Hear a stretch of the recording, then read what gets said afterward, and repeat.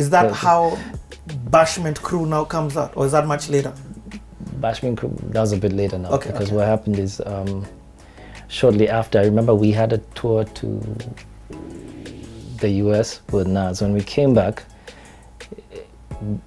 Bebe, you know, Bebe started his career in Nairobi. Yeah, Ogopa, if I'm not wrong. Yeah, and we used to perform together during Beats of the Season and stuff. So at that time, the album had caught fire. The Necessary Noize album had caught fire, and he was like, you know what? I'm doing a comeback event in UG. I'd like you guys to come and open. So when we went to UG, I was like, yo, Chief, man, we like your sound, because me, King of the Jungle, is still my jam. And he knows until today it's still my favorite jam of his. And he's like, okay, guys, let's hit studio. So that's when we went studio and we worked on Africa Unite.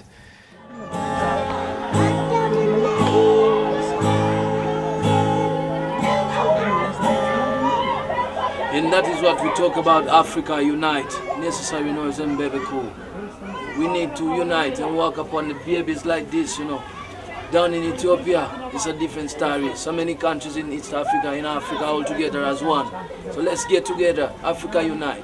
And stop child abuse, you know.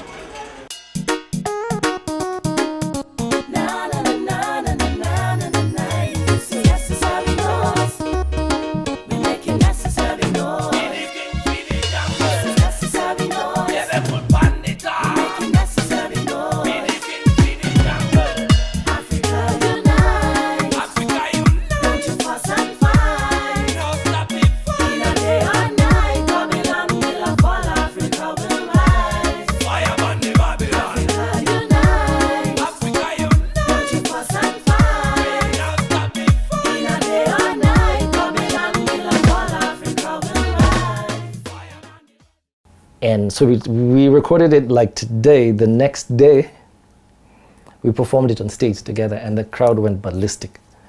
So we were like, you know what? Anytime we went back to UG, we started working on a new song, 2, 3 songs. That's how we finished the album for East African Bashment. And that's how Fire Anthem came out. King of the jungle, love child, first lady, Washington Hammer. Tony Hall. Ladies and gentlemen, introducing East African Bashment Crew. Baby, know them fire. Break it, you know them fire. Break it, you know we fire. Break it, you know we fire. Break it, fire. You know we fire. Yes, man, we fire. You know we fire. Lay, you know we fire. Inna the club, everybody just push up your hand. Hey oh, hey oh. Pretty girl from the block, put you wind up your waist. Hey oh, hey oh. All of them good boy around just mash up the place. Hey oh, hey oh. This are the East African reggae Bashment Crew. Hey oh, hey oh. Yeah, man. Yeah, so after the 10 years Wyre album is when there's a certain year I really started dropping singles. And I think I started like every month or 2 I started dropping singles. And Can I ask what your thinking was? I was tired of the norm. I was like, why do I have to wait I don't know how many months to drop a jam? I do this for a living. I'm a musician. This is my work. This is what I do. So what am I doing if I'm not releasing music? You know what I mean? So I was like, you know what? And I remembered the words of my mentor, man. Don't be normal, man. Why should you be normal? When guys go this way, you go this way. So I decided to break the rules, man. You know what I mean?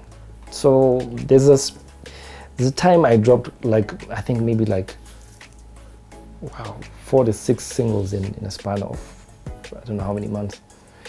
I dropped Cinema Course, I dropped, she said that I dropped, I don't know what, the Mugidi song, any jam after jam. And what happened, what that did for me, it really grew my playlist. I moved from doing a 20-minute set to an hour plus. And this is with playback. With a live band, I could do 2 hours plus. You know what I mean? So that really, it was a big blessing to me. It really helped me out when it came to the performance element,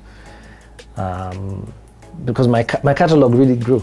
You know what I mean? So for me, it wasn't a bad experiment. It really worked in my favor, definitely.